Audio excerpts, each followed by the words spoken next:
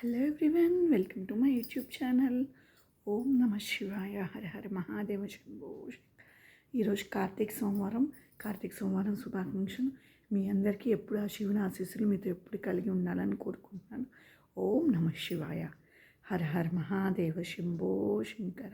ఓం నమ శివాయ, హర హర మహాదేవ శంభో శంకర. ఈ కార్తీక సోమవారం రోజున ఇది చివరి కార్తీక సోమవారం కదా. ఈ చివరి కార్తీక సోమవారం రోజున మనం వినవలసిన ఈ కార్తీక సోమవారం వ్రత కథ గురించి మనం తెలుసుకుందాం. ఇప్పుడు ఈ కథను చివరి వరకు చూడండి, అలాగే లైక్ చేయండి, సబ్స్క్రైబ్ చేసుకోండి. కార్తీక సోమవారం రోజున కార్తీక సోమవారం అంటే కార్తీక మాసం అంటేనే మనం శివుడిని విష్ణువుని ఇద్దరిని కలిపి పూజిస్తాం కదా. అలాగే ఈ కార్తీక సోమవారం చేయడం వల్ల మనకి ఏమేమి లాభాలు ఉన్నాయి, దీనివల్ల అసలు ఉపయోగం ఏంటి అనేది నేను ఒక కథ ద్వారా మీకు వివరిస్తాను. తప్పకుండా వినండి. పూర్వం ఒకానొక ఊరిలో ఒక కర్కస అనే ఒక అమ్మాయి ఉండేది. ఆ అమ్మాయి చాలా చాలా కఠినంగా ఉండేది. అంటే ఎవరితో మంచిగా మాట్లాడడం కాదు, ఎప్పుడు తగుదాలు గొడవలు, ఎప్పుడు ఇలా చేస్తుండే. వాళ్ళ నాన్న ఆమెకి పెళ్లి చేశారు. పెళ్లి చేస్తే ఆయన మిత్రశర్మ, ఆయన పేరు మిత్రశర్మ. ఆయన వేదాలు పెద్ద పెద్ద వేదాలు చదువుకొని చాలా గొప్పగా బ్రతుకుతున్న ఆయనతో కూడా బాగా గొడవలు పడి చాలా చిరాకులు చేసుకునేది. అస్సలు చెప్పిన మాట వినకపోయేది. వాళ్ళకి అప్పటికి పిల్లలు కూడా లేరు, చెప్పినా వినకపోయేది. పిల్లలు ఎట్లా కలుగుతారు, వినొద్దు కదా చెప్పిన మాట. అలాగే అసలు చెప్పిన మాటే వినకుండా ఉండేదంట. భర్త మాట పెడచెవన పెట్టి తనకి నచ్చినట్టు తను చేసుకునేదంట. పేరు కర్కస. కర్కస అంటే చాలా కఠినంగా ఉండే అమ్మాయి అని అర్థం. అలాగే భర్త చెప్పిన మాటలు వినకుండా, తల్లిదండ్రులు చెప్పిన మాట వినకుండా, తల్లి కూడా హితబోధ చేస్తూ ఉండేది. నువ్వు భర్తతో అట్లా ఉండకూడదమ్మా, మంచిగా ఉండమ్మా. కానీ ఏ ఒక్కరోజు కూడా తను ఆ మాట వినకుండా భర్తని హింసించసాగేది. అప్పుడప్పుడు ఆ భర్త అయిన మిత్రశర్మ కూడా ఆమెకు చెప్తూ ఉండేవాడు, నువ్వు అలా చేయి మాకు అని. కానీ వినేది కాదు. అలా జరుగుతూ ఉండగా కొన్ని రోజులకి ఆమెకి ఒక భయంకరమైన వ్యాధి వచ్చింది.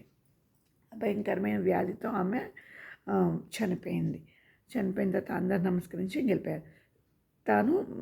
తను తీసుకెళ్ళడానికి యమదూతలు వచ్చి తీసుకెళ్ళిపోయారు. నరకంలో కొన్ని రోజులు అనుభవించింది. మళ్ళీ కుక్క జన్మించింది.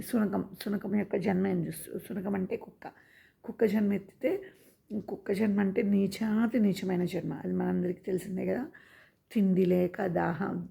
తిండి తిప్పలు లేక దాహం వేసి చాలా చాలా చాలా చాలా కష్టాలు పడుతూ ఉండగా ఒకానొక రోజు కార్తీక మాసం రానే వచ్చింది. ఆ రోజు కార్తీక సోమవారం. ఆ రోజు ఏమైందంటే పొద్దునుంచి సాయంత్రం వరకు కుక్క తిరుగుతూనే ఉందంట. తనకి ఎక్కడా ఆహారం లభించేది కదంట. అయితే ఆ రోజు ఎక్కడ ఆహారం లభించలేదంట. చివరిగా ఆ రోజు కార్తీక సోమవారం సాయంత్రం పూజ చేసుకున్న తర్వాత బయట దీపం వెలిగించిన తర్వాత మనం బయట ముద్ద పెట్టుకుంటాం కదా, బ్రాహ్మణులు ఇదివరకు అలాగే చేసేవారంట. అలా ముద్ద పెడితే అన్నం ముద్ద దేవుడికి అని తీసి పక్కకు పెడితే ఆ కుక్క పరిగెత్తుకుంటూ వచ్చి ఆ ముద్దని తింటుందంట. ఆ ముద్దని తింటూ ఉంటే అప్పుడు దానికి గత జన్మ గుర్తుకొస్తుందంట. నేను కర్కసని, నేను చేసిన పాపాల వల్ల నేను ఈ జన్మలో సునకంగా జన్మించానని మానవ రూపం కుక్కలాగా ఉండి మానవ రూపంలో అతనికి చెప్పసాగిందంట. ఏమని, ఇట్లా నేను కర్కసని పూర్వజన్మలో నా భర్త మిత్రశర్మ ఆయన చెప్పిన మాట నేను ఏ రోజు వినలేదు, నేను ఇలా ఈరోజు అనుభవిస్తున్నాను. నన్ను ఈ విముక్తి నుంచి నన్ను దూరం చేయండి స్వామి అని చెప్పి పండితుడిని అడుగుతూ ఉంటుంది. అప్పుడు ఆ పండితుడు, నువ్వు కార్తీక సోమవారం రోజు వ్రతం చేసిన ప్రసాదం తిన్నావు, ఇదే చాలు నీకు అని చెప్పి చెప్తూ ఉంటాడు. అలా చెప్తూ ఉండగానే ఎమ్మటే తన దేహాన్ని విడిచి శివపార్వతుల దగ్గరికి వెళ్ళిపోతుంది. శివపార్వతులు ఈ కథ ద్వారా మనకి ఏం తెలిసిందంటే, మనం కార్తీక సోమవారం రోజు నిష్ఠగా పొద్దున్నే స్నానం చేసుకొని పూజ చేసుకొని ఆ కార్తీక దామోదర్ని పొద్దునుంచి సాయంత్రం వరకు మనం ఉపవాసం చేసి, చేతనైన వాళ్ళు ఉపవాసం చేయడం, లేకపోతే ఫ్రూట్స్ అయ్యి ఒకటి తిని ఆ రోజు శివనామస్మరణలో మునిగి తేలితే మనకి ఆ కార్తీక దామోదరుడు మనందు ఎప్పుడు ఉంటాడని ఈ కథ ద్వారా మనకి తెలిసింది. సో మీరందరూ ఇలాగే చేయండి. కార్తీక సోమవారం రోజు ఉపవాసం ఉండడం, స్నానం, ధ్యానం, పూజ, ఉపవాసం, ఇతరుల గురించి చెడు మాట్లాడకుండా ఉండడం, ఇలా చేస్తే మనకి చాలా శుభ ఫలితం కలుగుతాయని పూర్వీకులు మనకి చెప్పారు. ఇదే కార్తీక సోమవారం యొక్క కథ.